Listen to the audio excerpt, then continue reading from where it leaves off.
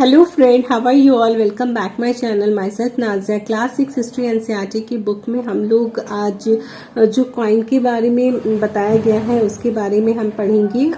So start करते हैं। सबसे पहले कॉइन है an Indo Greek coin. So the Mauryan empire collapse about 2200 years ago. क्या हुआ था? मोरियन एम्पायर कोलैप्स हो गया था 2200 साल पहले। In its place and elsewhere rose several new kingdom। इसकी वजह से क्या हुआ था? उस जगह पे और भी दूसरी जगहों पे दूसरे किंगडम सामने आ रहे थे उभर करके। In the north west and in parts of the north India, north west के हिस्से हों या नॉर्थ इंडिया का पार्ट्स हों। Kings known as the Indo Greek rule for about 100 years. जो राजा थे वो खुद को इंडो ग्रीक रूल के नाम से जाने जाते थे और उन्होंने 100 सालों तक क्या की थी? रूल किया था, हुकूमत की थी। They were followed by a Central Asian people known as the Sakas। वो क्या करते थे? सेंट्रल एशियंस पीपल को फॉलो करते थे जो साकास के नाम से जाने जाते थे।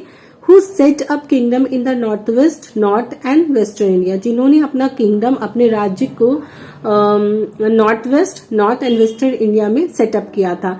सम of this kingdom lasted for about 500 years. और इसमें से कुछ जो किंगडम्स थे वो 500 सालों तक चली। Till the Shakas were defeated by the Gupta king. और वो तब तक रहे जब तक साखास को हार नहीं मिल गई थी गुप्ता किंग के जरिए, जिसके बारे में हम फर्दर चैप्टर 10 में पढ़ेंगे। The Shakas in turn were follow by the Kushanas. Shakas जो थे वो क्या करते थे? खुसनास को फॉलो करते थे 2000 साल पहले। You will learn more about the खुसनास in chapter 9। आप अगर मेरी वीडियो को फॉलो करते हो तो चैप्टर 9 में हम खुसनास के बारे में भी डिटेल में पढ़ेंगे। ओके, सो नेक्स्ट कॉइन है हमारा अखुशना कॉइन। ठीक है, तो इन the north and in part of the central India, north और उसके सेंट्रल इंडिया के part, a general of the Mauryas name Pushyamitra Shunga set up a kingdom. देखिए, नॉर्थ में और जो सेंट्रल इंडिया का पार्ट में मौर्यास का जो जनरल था जिसका नाम पुष्यमित्रा शुंगा था, उसने अपना किंगडम को सेटअप किया। The Shungas were follow by another dynasty. और ये जो शुंगास था वो किसी और डायनेस्टी को फॉलो करता था, नोन एज द कानवास, जो कानवास के नाम से जाना जाता था। And by rulers from other families. और ये क्या था? अदर फैमिलीज के रूलर्स था, रूलर्स से बिलोंग करता था। Till the stabilizement of the Gupta empire about 1700 years ago. और वो इस वक्त तक स्टेबलाइजमेंट था जब तक गुप्ता एम्पायर का स्टेबलाइजमेंट तक था, और ये 1700 साल तक का इसी तरीके से चला। The Sakas who rule over part of Western India fought several battles with Satavahanas who rule over Western and parts of Central India। जो साखा थे जो रूल कर रहे थे वेस्टर्न इंडिया के पार्ट में, उन्होंने क्या किया? बहुत सारे बैटल्स लड़ी थी सतवाहनस के साथ में। जो रूल कर रहा था वेस्टर्न और सेंट्रल इंडिया के पार्ट्स में, सतवाहना किंगडम जो था स्टेबलाइज हुआ था 2100 साल पहले और लास्टेड फॉर अबाउट 400 ईयर्स। और ये लास्टेड क्या था? चला था 400 साल तक। अराउंड 1700 ईयर्स अगो, 1700 साल पहले एक न्यू रूलिंग फैमिली सामने आई जिसे हम वकाटकास के नाम से जानते हैं। ये बहुत ज्यादा पावरफुल थी सेंट्रल और वेस्टर्न इंडिया में। सो नेक्स्ट जो कॉइन है हमारा वो अशाका कॉइन है।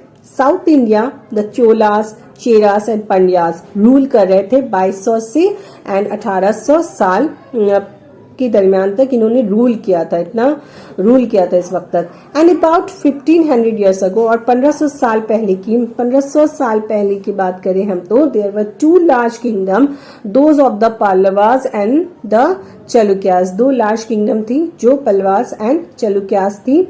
There were several other kingdom, और इसके और भी बहुत सारे किंगडम्स थे एंड किंग्स एज वेल, और राजा भी थे साथ में। We know about them from their coins. और हमें इसके बारे में नॉलेज कॉइन से मिलती है, उनके इंस्क्रिप्शन से मिलती है, और एज वेल एज हमें बुक से भी इनके बारे में नॉलेज मिलती है। There were other changes that were taking place in which ordinary men and women play a major role। देखिए, कुछ और चेंजेस भी हो रहे थे जो उस जगह पर चेंजेस हो रहे थे, जहाँ पे ऑर्डिनरी मेन, जो आम जनता है, मेन और वुमेन, एक बहुत ज़्यादा इंपॉर्टेंट रोल प्ले कर रहे थे। This included the speed of agriculture and the growth of new towns. ये इसमें क्या शामिल था? एग्रीकल्चर का स्प्रीड हो रहा था, न्यू टाउन्स का ग्रोथ हो रहा था, craft and productions and trade, ये सारी चीज़ें बढ़ रही थी। ट्रेडर्स एक्सप्लोर कर रहे थे नए नए रास्ते को, सब कॉन्टिनेंट या उसके बाहर आउटसाइड सी रूट्स के थ्रू, वेस्ट एशिया से east Africa and south east Asia, ये सारे चीज खुल चुके थे, ये सारे रास्ते ट्रेड्स करने के लिए।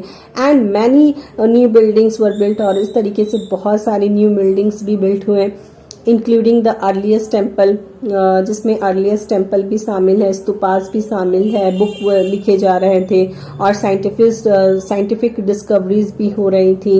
दिस डेवलपमेंट टुक प्लेस, इस ये सारी जो डेवलपमेंट थे वो हो रहे थे। फॉर एग्जाम्पल, और एट द सेम टाइम, और उसी वक्त में क्या हो रही थी, keep this in mind as you read the rest of the book. आप इस चीज को आपको ध्यान में रखना है, क्योंकि आप बेसिकली जब इस क्लास 6 की हिस्ट्री एनसीईआरटी की बुक को कंप्लीट कर लोगे ना, तो आपको बेसिक पूरा तौर पर समझ में आ जाएगा किस तरीके से चेंजेस होना शुरू किया, किस तरीके से हम हंटर गैदर, फिर एग्रीकल्चर, फिर किंग्स जो राजा नहीं होते थे फिर वो राजा बने, टैक्सेस वगैरह, किस तरीके से ग्रोथ डेवलपमेंट होते गए, लोगों ने आगे बढ़ा। सो हम इस चैप्टर को, अगर क्लास 6 के चैप्टर को स्टार्टिंग से लेकर के एंड तक पढ़ लेंगे ना, तो हमारा हिस्ट्री का, एंशियंट हिस्ट्री का एक अच्छा बेस रेडी हो जाएगा। उम्मीद कर रही हूँ कि आपको ये सारी चीज़ें समझ में आ रही होगी और ये आपके लिए यूजफुल होगा बहुत ज़्यादा। अगर आपके लिए ये यूजफुल है, हेल्पफुल है, तो प्लीज़ चैनल को सब्सक्राइब कर दें, वीडियो को लाइक कर दें एंड शेयर कर दें। Thank you. इससे बहुत ज़्यादा तो नहीं, लेकिन मुझे मोटिवेशन मिलेगा कि मैं और वीडियोज़ बनाऊँ। Okay friends, so thank you.